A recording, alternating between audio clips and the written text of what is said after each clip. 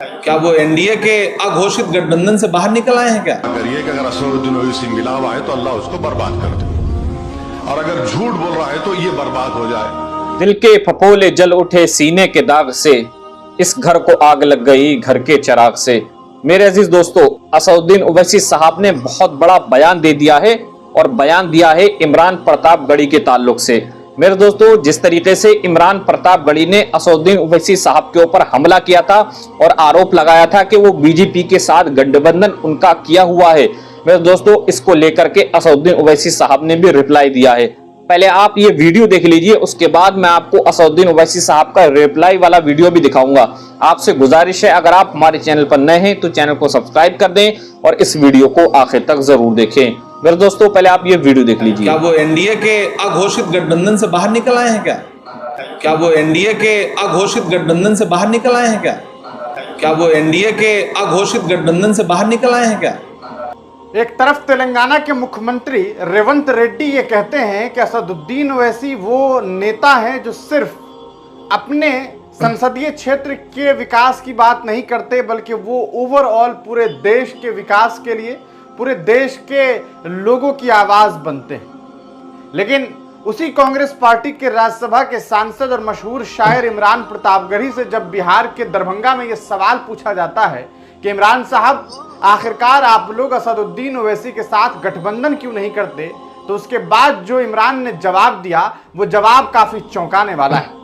असल में आप तमाम लोग जानते हैं कि इमरान प्रतापगढ़ी कांग्रेस से राज्यसभा के सांसद हैं और जो माइनॉरिटी सेल है, यानी कि जो माइनॉरिटी विभाग है कांग्रेस का, उनके वो राष्ट्रीय अध्यक्ष हैं। फिलहाल बिहार में विधानसभा का चुनाव कुछ ही महीनों के बाद होना है और इसके लिए प्रत्याशियों का चयन होना है। उस चयन के लिए एक कमेटी गठित की गई है जिसका काम है स्क्रीनिंग करना कि कौन से प्रत्याशी कितने काबिल है और किन्हें चुनाव लड़ाया जा सकता है। उस स्क्रीनिंग कमेटी के एक सदस्य इमरान प्रतापगढ़ी भी हैं। उन्हें मिथिला जोन दिया गया कि आप मिथिला के सीट्स पर बात करेंगे, वहां के प्रत्याशियों से बात करेंगे और ये तय करेंगे कि कौन प्रत्याशी कितना काबिल है। इसी बीच जब एक प्रेस कॉन्फ्रेंस के दरमियान उनसे असदुद्दीन ओवैसी से गठबंधन का सवाल पूछा गया तो उन्होंने जवाब में ये कहा कि अच्छा, क्या असदुद्दीन ओवैसी साहब का जो अघोषित गठबंधन एनडीए के साथ है वो खत्म हो गया है। यानी कि सीधे तौर पर असदुद्दीन ओवैसी और उनकी पार्टी ऑल इंडिया मजलिस इत्तेहाद मुस्लिमीन पर इमरान प्रतापगढ़ी ने यह आरोप लगाया कि ये लोग क्या एनडीए से अलग हो गए, क्या भाजपा से अलग हो गए, क्या ये बीजेपी की बी टीम की तरह काम नहीं कर रहे। खुद देखिए इस इंटरव्यू में पूछे गए सवाल और इमरान के जवाब को।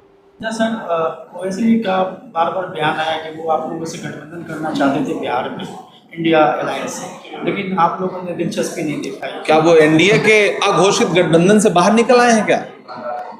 तो इंडिपेंडेंस है, आप लोग आरोप लगाते हैं कि वो एनडीए। नहीं, हम आप छानबीन करिए, खोजी पत्रकारिता करिए, आपको गठबंधन समझ में आ जाएगा। वो तो गए थे आप। धन्यवाद। क्या वजह है कि उनको शामिल नहीं किया जाता? धन्यवाद, मैंने जवाब दे दिया। जो वोटर लिस्ट कटे हैं वो चुनाव प्रधानमंत्री के चुनाव में भी वो संलिप्त से वोटर लिस्ट, तो क्या मान के चला जाए प्रधानमंत्री गलत तरीके से बनाए गए? मीडिया ये सवाल पूछे भाजपा से कि जो लोकसभा में मतदाता थे, अगर अब आप उनका वोट काट दे रहे हैं तो इसका मतलब जो चुनी गई है सरकार, वो सरकार जो है वो गलत वोटों से चुनी गई है। एसआईआर पे हमारा जो ऑब्जेक्शन है उसमें एक पॉइंट तो ये भी है ना कि 4 दिन पहले जो सरकार चुनी गई, जिन लोगों ने वोट किया, आज आप उनके वोट काट दे रहे हो और इतनी बड़ी संख्या में वोट काट रहे हो, तो इसका मतलब जो इससे पहले सरकार चुनी गई वो फर्जी वोटों से चुनी गई है। उसी वोट चोरी का तो इल्जाम हम लगा रहे हैं। धन्यवाद। तो देखा दोस्तों आपने इमरान प्रतापगढ़ी को, लेकिन सवाल यह है कि इमरान प्रतापगढ़ी हालांकि इस सवाल का जवाब देते हुए कुछ जवाब उन्होंने दिया और कुछ जवाब देने से वो बचते भी दिखाई दिए। शायद उन्हें इस बात का एहसास हो कि इस मुद्दे पर बहुत ज्यादा बात करना बहुत मुनासिब नहीं है। लेकिन अगर बात करेंगे सीधे तेलंगाना की, तो तेलंगाना में कांग्रेस की सरकार है और वहां पर जो कांग्रेस के मुख्यमंत्री है रेवंत रेड्डी, वो अकबरुद्दीन ओवैसी को अपना दोस्त बताते हैं। वो ये कहते हैं कि असदुद्दीन ओवैसी एक काबिल सांसद है। वो ये कहते हैं कि हम लोग एक सहयोगी के तौर पर काम कर रहे हैं। असदुद्दीन ओवैसी भी बार बार ये बात कहते हैं कि वहां हमने अपना समर्थन दे रखा हुआ अकबरुद्दीन ओवैसी, क्योंकि वहां पर फ्लोर लीडर है। वो ये साफ तौर पर कहते हैं कि हमारा समर्थन है कांग्रेस पार्टी को। असदुद्दीन ओवैसी साहब बार बार ये कहते हैं कि हमने यूपीए की सरकार में अपना साथ दिया, अपना योगदान दिया, हमने सोनिया जी के साथ काम किया है। तो फिर इस बार जब महागठबंधन के साथ गठबंधन करने की बात असदुद्दीन ओवैसी ने की तो सबसे पहले तो राष्ट्रीय जनता दल की तरफ से दरकिनार कर दिया गया। उसके बाद कहीं ना कहीं कांग्रेस पार्टी भी इस बात के लिए तैयार नहीं है और इमरान प्रतापगढ़ी के जवाब से यह बात साफ समझ में आ रही है कि कहीं ना कहीं कांग्रेस के साथ यानी कि ऑल इंडिया महागठबंधन के साथ AIMIM की कोई गुंजाइश नहीं बनने जा रही। अब तो देखना यह होगा कि आने वाले दिनों में जब बिहार विधानसभा का चुनाव होगा तो AIMIM अकेले चुनाव लड़ती है या तीसरे मोर्चे के साथ, क्योंकि तेज प्रताप यादव जो तेजस्वी के भाई हैं उनके साथ भी गठबंधन की बात चल रही है। अगर ऐसा कुछ होता है तो एक नया मोर्चा, एक नई कहानी, एक नई तस्वीर बिहार में सामने आएगी। आप इमरान प्रतापगढ़ी के इस बात से कितने सहमत हैं? उनके उसका बोला इन तमाम से कहिए कि वजू कर लीजिए, 2 रकात नफिल नमाज पढ़ लीजिए और अल्लाह से दुआ करिए कि अगर असदुद्दीन ओवैसी मिलाव आए तो अल्लाह उसको बर्बाद कर दे, और अगर झूठ बोल रहा है तो ये बर्बाद हो जाए। अगर इनमें इतना भी हिम्मत नहीं है तो चलिए काबतुल्लाह में चल के खड़े रह के आप बोल दीजिए बात। अगर वो नहीं तो रसूलुल्लाह सल्लल्लाहु अलैहि वसल्लम के रोजे मुबारक में चल के बोलिए।